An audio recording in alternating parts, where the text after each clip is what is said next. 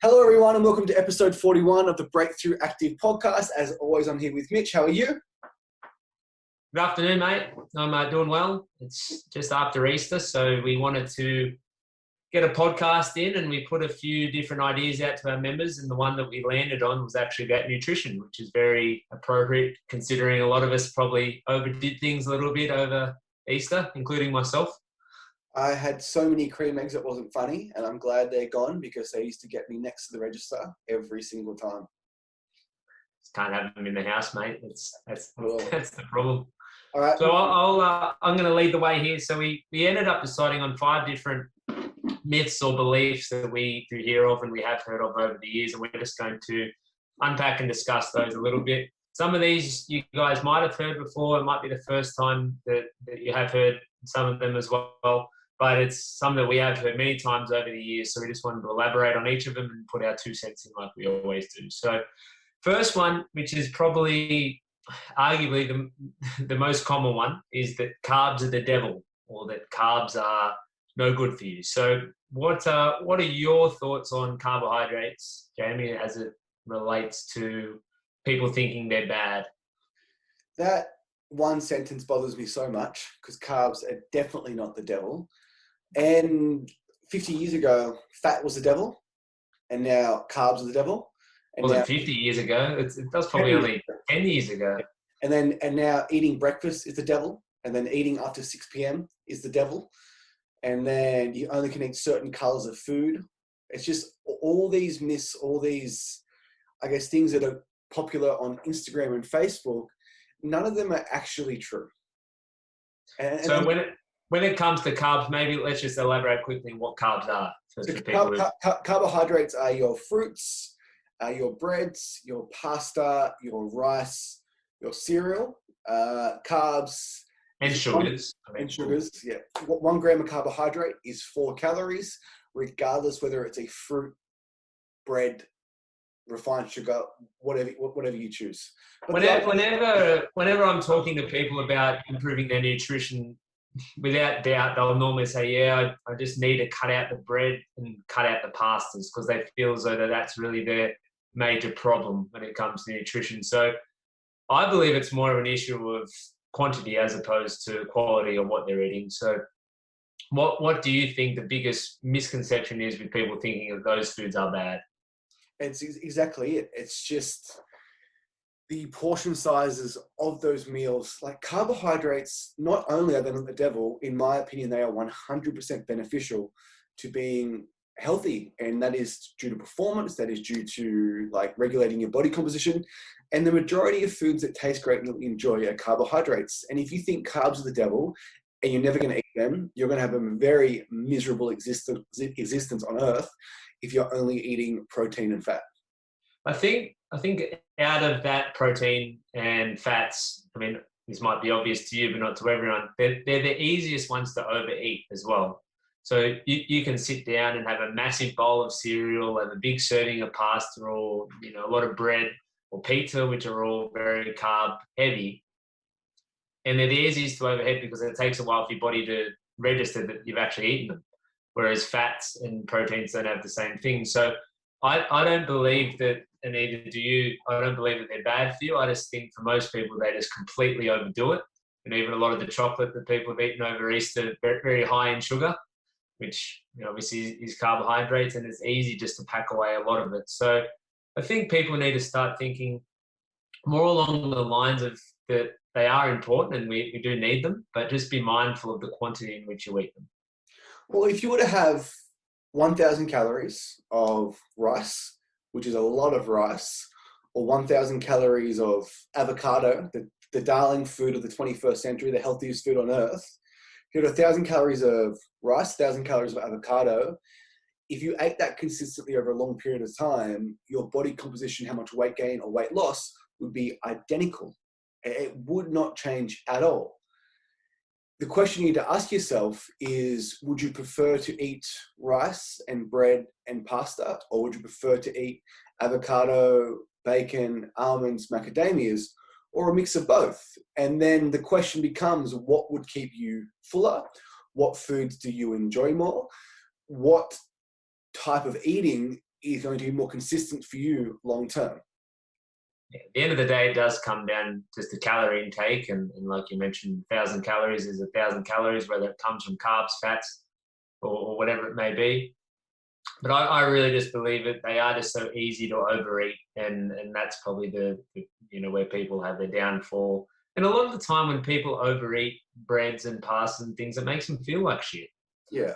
So yeah. that's where they feel like that full sort of lethargic and bloated feeling is leading to weight gain, where it's just that feeling because you've eaten so much of it in such a short amount of time. But it doesn't make you gain weight because you eat bread, as opposed to if you're eating something else. So they're not bad by any means. I just think people overdo it. Yeah, and causation does not equal correlation. What that means is just because people remove carbs from their diet and they think carbs are the devil and they lose weight, but they're just removing like food out of their diet. They're removing calories out of their diet. Just because you remove the carbohydrates, that does not mean why you lost the weight. You lost the weight because you reduced your calories. If you did that through protein and fat, it would be very, very, very similar. And like there is a huge difference between a banana and a cream egg. And both people, the majority of people on the outside world, will consider them both carbohydrates. So is the cream egg the devil, or is the banana the devil? Or are you eating too many bananas, too many cream eggs, combining with pasta, bread, and rice? Yeah, we'll leave that one there. But in short, carbs aren't the devil, not by any means. Just like any other food, including fat, including even some forms of protein, you just need to make sure you don't overdo it. The second one we have is the complete opposite to this, well, somewhat opposite, is that eating fat will make you fat. Now, we spoke about this quickly at the start, where this was kind of like a bit of an older school of thought, probably not 50 years ago, but more like maybe a decade ago. And even now, like I have conversations with my parents, and they'll still think that low-fat food is good for you because it doesn't have fat. So I think a lot of this has to do with the fact that it's actually called fat, and then we have fat on our bodies and we feel as though that's something very bad. So what do you think, what do you think is the reason why people would think eating fat is no good for you? And how can we help them understand that it is important for them? Because Allen's Lollies promote 99% fat-free snakes alive. And certain yogurts are 99% fat-free. And light milk has less fat than regular milk. But quite often when they remove fat, they have to add something else, and they end up adding sugar. So now... Not quite often. All the time. All the time. Yeah, all the time. So the idea of not eating fat is silly. 0.07 grams per kilo of body weight. So if I'm 100 kilos, I need to have 70 grams of fat. That is absolutely essential for like, kind of like getting too complicated, but the production of regular hormones. Right? So people that go on fat-free diets for a long period of time can get really, really, really sick because it regulates a lot of the hormones in our body, testosterone, estrogen, and cortisol. I think a lot of people do know, or at least the people that we're networked with, know that there are healthy fats and unhealthy fats, and typically avocados are good fat, and nuts are a good fat, and the yolk in eggs are a good fat. But I think a lot of it comes back to, I guess, people's education, where, and again, my dad tells you this, he'll say, oh yeah, like that food's really fattening. Like, I don't even really know what that means. Like it's going to make you fat. It's got a lot of fat in it. And I think, like you mentioned, a lot of these foods that have higher fat have next to no sugar. And then the opposite, the ones that have next to no fat have really high sugar. At the end of the day, it all comes down to the calories consumed, which are attached to that. But I don't think the marketing does any favors where, there are certain companies like Allen's and other confectionery companies that market, 99% fat-free on their lollies. And there are still people who think that these are okay for me because there's no fat in them. And why that first started was, so it's 4 calories per 1 gram of carbohydrates, 4 calories per 1 gram of protein, and fat is 9 calories per 1 gram. So that is why fat got a bad rep in the first place, because per singular gram, fat does contain more calories. But then they realized that obesity is getting worse and worse and worse. Everyone's eating fat-free. It can't be fat. So what is it? They've replaced the fat with the sugar, It now must be the sugar, when it always comes back to calories in versus calories out. And I'll speak to people until I'm dead in the face about calories in, calories out. And after a 25-minute chat, they'll ask me, "Oh, but is that carbohydrate bad?" Like, it's because the principle is so simple: calories in versus calories out. But just because it's simple doesn't mean it's simple to follow, because it requires understanding portion control and tracking your food somewhat. It's so simple that people want to complicate it because they can't believe it's that simple and it actually works. I think it's hard for some people to wrap their heads around as well, even when, you know, you have had a big chat with them, is because they've been conditioned for the last 20 or 30 years of their life to be told that fat's bad for you, and they don't know anything about calories. So it's really just about re-educating and retraining people's thought process. But, you know, and now obviously with the rise of diets like keto and Atkins, obviously they're promoting fat, and then there's good and bad fat. So there is a bit of complicated, you know, I guess things to get their head around. But to keep things simple, just like carbohydrates, that they're important. It's not bad for you. It's good for you in quantity. You can't overdo it. You can't overdo anything. But by no means should you be avoiding fat. And by no means should you be avoiding carbohydrates. You want a healthy balance of both. All right, myth number 3, what was it, mate? Yeah, number 3, we've got protein shakes will make you bulky. So this is one that we've answered a lot of times. And it's more, we won't talk so much about protein as in the need for protein, because I think we spoke about that a lot. But we have a lot of our clients, normally women, who don't want to take a protein shake because it will make them bulky. So what are your thoughts on that? Well, because protein shakes originally came out with like weight gaining shakes, and they're often confused. I remember I was like 18, I went home with my first tub of protein powder, and mum looked at me like I had just purchased steroids underground. Like, it is so misunderstood. It is literally the powder in those protein containers is food. It's like processed whey, processed a lot, but it's actually a food source. And it's just a great way to increase your protein intake, which we won't go into, but everyone knows protein is important.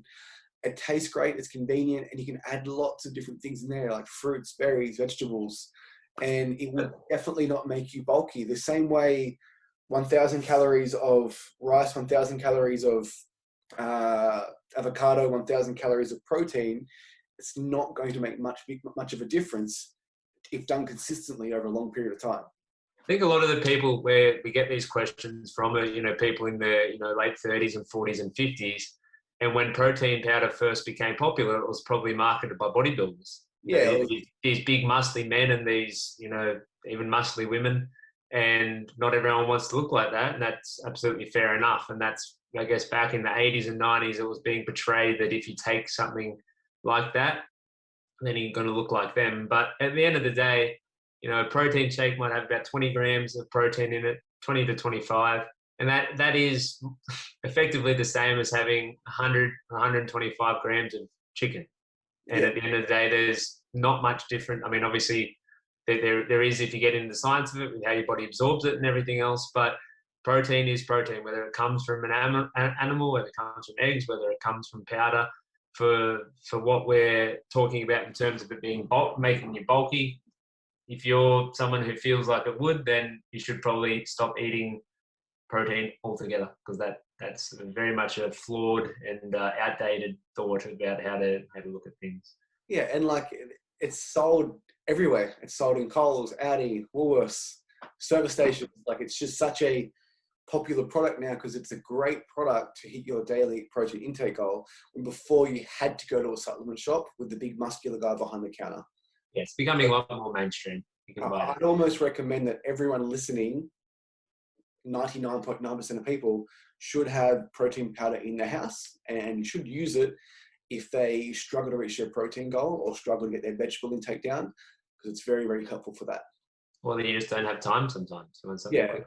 And as you said before, chicken and protein powder is the same. If you're looking for some food after your workout, what's easier, to fry up a piece of chicken in your car or add some water to a shake? And that's why it's great, because it's really convenient.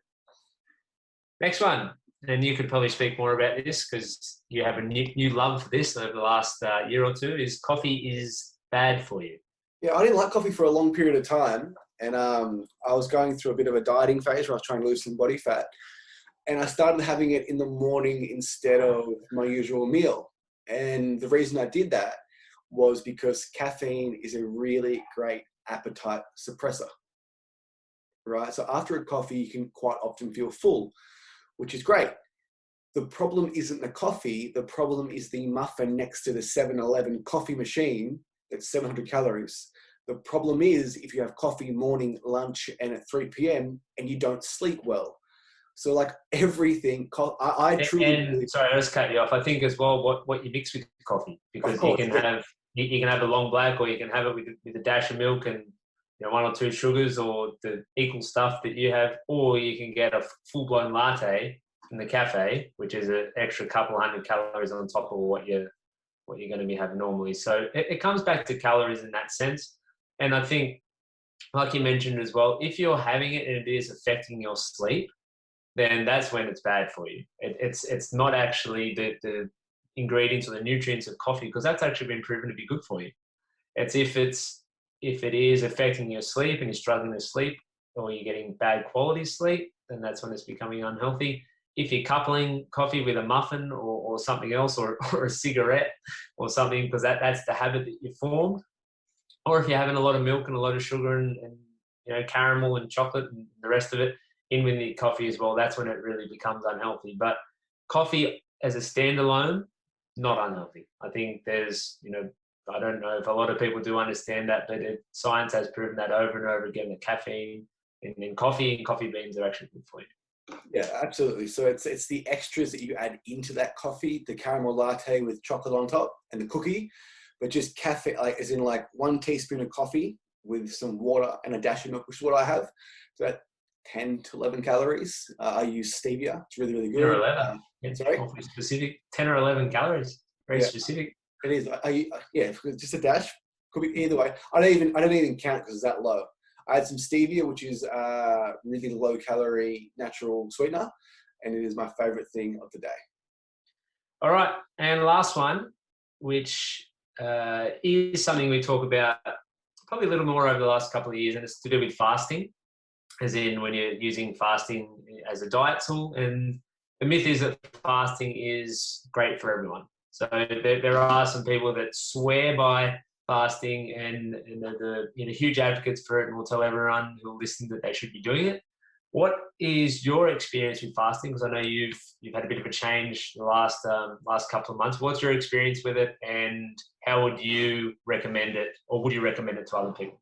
Well, before we discuss fasting, the most important thing is that every single diet that you do is a different way to reduce your calorie intake, right? So I believe... Or at least manage your calorie intake. Managing your calories, or allow you to regularly hit your food intake on a daily basis. As far as like intermittent fasting goes, so potentially skipping breakfast and pushing your first meal back to later in the day, I think it is one of the best ways to do that. And for me personally, I'm not that hungry in the morning, so I'll have a coffee at about 4:30 a.m. on the way to the gym, and then I won't eat till 11:30, 12 o'clock when I get home. Then I can absolutely go bananas between 12 and 4 before I run more sessions. And I much prefer my food, I guess, later in the day, which is why fasting is great for me. But if I had the most important meal of the day, breakfast, I would already have had a large portion of my calories before that 11 or 12 o'clock mark. I think a lot of it's preference as well. Like if you have someone where they really do enjoy their breakfast, or there's someone who goes out for breakfast a lot, or they have breakfast with their kids every morning, and that's a big important part of their day. It's part of their life. For people like you, and like I do to an extent as well, people who have big appetites and feel as though they may need to manage their intake a little bit, I think it's great for that. But it's not necessarily great for everyone. I think you have to have a look at your lifestyle, and then from there see, are you someone that could go every day and not eat till lunchtime? And a lot of people don't have appetite in the morning, and if you're one of those people, then you're probably well suited to it. If you're someone who wakes up hungry and you, like I said, you're out a lot, you're social in the mornings, probably not some people, I think it's a really great way to manage their intake, and for other people, maybe not the best. Yeah, I think that's where coffee's helped me, because I do a little bit of fasting where like I can go out in the morning, have a coffee with someone as opposed to having a meal, and then eat the rest of my food later in the day. Like if you go out for breakfast, which is great, and you have eggs on toast, avocado, bacon, whatever you get, that's 1,000 calories first thing in the morning. Then for the rest of the day, if you are trying to manage your intake or lose body fat, you probably need to have a smaller lunch and dinner. And I'd rather skip that breakfast and have a big lunch and a big dinner. So Well, you go. the other thing as well, people who train in the mornings, it might not be the greatest idea for them, and everyone's different. But if you are someone who feels like you need to have something to eat before you train, so if you're training at 6 o'clock or 6:45 and you have a piece of fruit before you go in, it's nice to refuel your body after you train. So maybe you do have breakfast after that, or you have a shake or whatever it is. Then perhaps for you, it's not the best. If you're someone that trains in the afternoon, then it might be a little bit more suitable for you, because you don't really need that nutrients in the morning to help fuel whatever you're doing. You can save that to the afternoon. Yeah, and none of these rules are set in stone. Like if you want to have a protein shake and a banana post workout, let's say you work out very early in the morning, that's 200 calories. You then cannot eat. You don't have to eat again until later in the day, right? It's just always doing. But yeah, the myth is that it's great for everyone. So no, I don't think it's great for everyone, but it can be very useful for some people, and we've found success in doing it ourselves. So that's the 5. So just to recap quickly, first one, carbs are the devil. False. Second one, eating fat will make you fat. False. Overeating fat will make you fat. Protein shakes will make you bulky. False. Unless you're having a stupid amount of them and it's coupled with some sort of anabolic steroid, it won't. Coffee is bad for you. False. Just don't eat muffins and other shit with it. And fasting is great for everyone. False. It can be very useful for some people, but maybe not everyone. Yeah, and like we've discussed this time and time again, but it really comes down to just that energy balance, calories in, calories out. And the more you learn about calories, the more you learn about macros, the more you learn about just that overall intake and how it dictates your, I guess, body weight, then you can learn to manipulate it and to suit your lifestyle. And I think that's what's happened with us. We become more and more educated over the years, and we have adopted a food plan that suits us, that we can do long term. Exactly. It's all about something you can do over a longer period, not just flashes in the pan for a couple of weeks at a time. So one last thing, we're starting a beginner bootcamp program at Walls in April 19, and on these phone calls, the last thing that I say to these people is, whatever we start April 19 has to be sustainable, which is why we aim for 3 sessions a week, which is why we aim for just eat less bad food at the start, not starting this super duper world's best diet. Yeah, it doesn't need to be a complete overhaul. I think everyone could have some very basic things that they could change, which would, drastically improve their nutrition as a whole. All right, let's wrap it up there, mate. Anything else? No, that's it for me. Thanks for listening, guys. We'll talk to you on the next one. All right, bye.